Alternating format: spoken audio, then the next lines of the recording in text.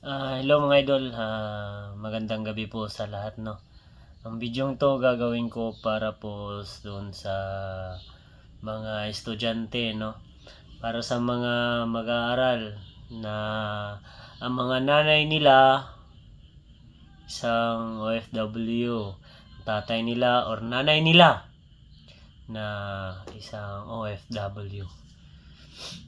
Doon sa mga anak na nasa naiwanan sa Pinas na pinag-aaral ng kanilang mga magulang, sana po, ito lang po ang masasabi ko sa inyo.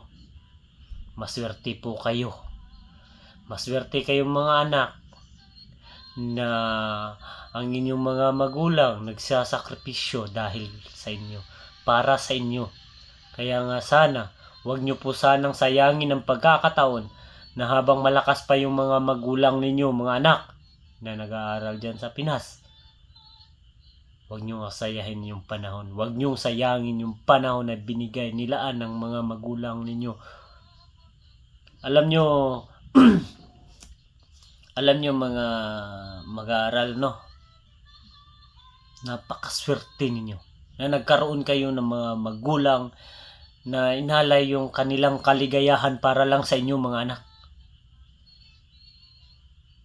Sana kahit sacrifice ng yung mga magulang, ma-appreciate ninyo yan.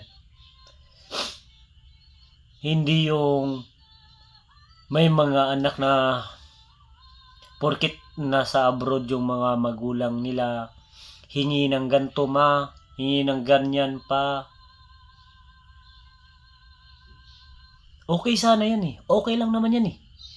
Ang kaso lang mga idol, no? Anong problema? Ang problema, mababalitaan na lang ng mga magulang ninyo na nagkaka-boyfriend kayo, nagkaka-girlfriend kayo. Nababalitaan na lang ng mga magulang ninyo, nagbibisyo kayo, naninigarilyo, umiinom kasama mga barkada. Alam nyo mga estudyante, no? Alam nyo mag-aral, no? Napakahirap ng buhay bilang isang OFW para mag-sacrifice lang para sa inyo. Pero anong ginagawa ninyo? Sinasayang ninyo. Maswerte lang talaga yung mga ibang OFW na yung mga anak nila nagsusumikap na makapagtapos sa pag-aaral. Na-appreciate yung pagod ng kanilang mga magulang. Pero kalimitan sa mga mag-aaral, porkit nasa abroad yung mga magulang nila, sana maunawaan ninyo mga mag-aaral. Isa lang po ang hiling ng inyong mga magulang.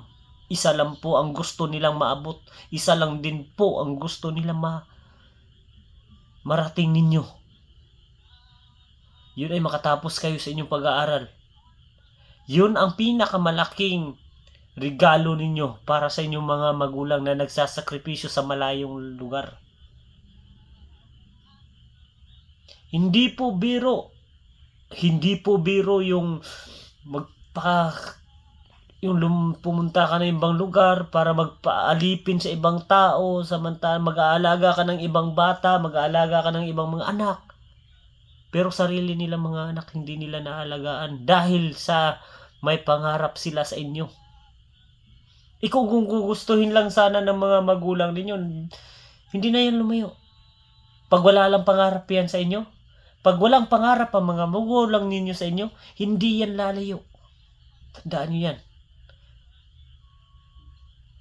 Isinintabi nila ang kanilang kaligayahan para lang sa inyo. Sana maunawaan ninyo yan. Kunting hiling lang po ng mga magulang ninyo na sana mag-aral kayo ng mabuti.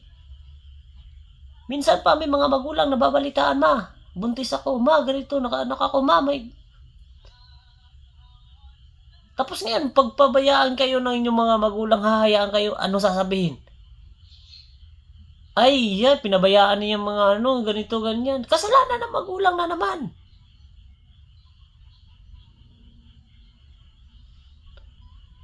Ay, Magulang ang kasalanan ng lahat kahit nasa malayo. Konting respeto lang naman sa inyong mga magulang na nasa malayo. O kamag-anak o kahit sino man.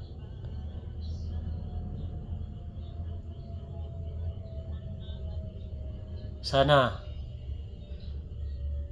matuto kayong magpasalamat sa mga taong nagsakripisyo para sa inyo. Sana ma-realize ninyo na hindi sa lahat ng panahon, hindi sa lahat ng oras ay malalakas yung mga magulang ninyo. Darating ang panahon na manghihina at manghihina din kami. Yung mga magulang ninyo manghihina yan kasi tatanda yan. Hindi lahat ng panahon maging bata kayo. Hindi lahat ng mga bata ay nagkakaroon ng chance na mag-aaral. Na mag-aral na may pinag-aral. At may nagpapaaral. Tandaan ninyo yan. Maswerte kayo at pinag-aral kayo ng mga magulang ninyo.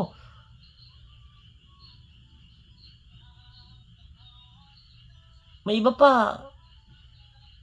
Kung sino-sino pa na magdala ng syuta dito. Syuta doon, syuta dito. Aba, matindi. Yung iba, nagbibisyo. Saan humihingi? Ay, sa magulang. Aba, katindi. Kaya sa inyo, maawa naman kayo sa inyong mga magulang. Maawa kayo sa taong nagsakripisyo ng kanilang kaligayahan para lang sa inyo. Sana matauhan kayo. Yan lang. Magandang gabi sa inyong lahat. God bless mga idol.